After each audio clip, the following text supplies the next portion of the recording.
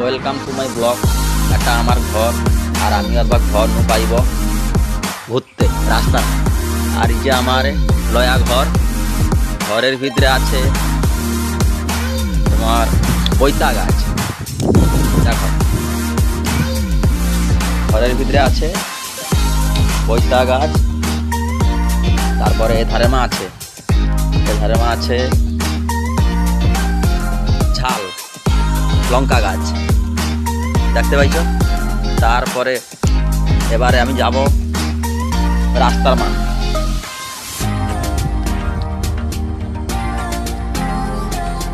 যে আমার মা দাঁড়িয়েছে,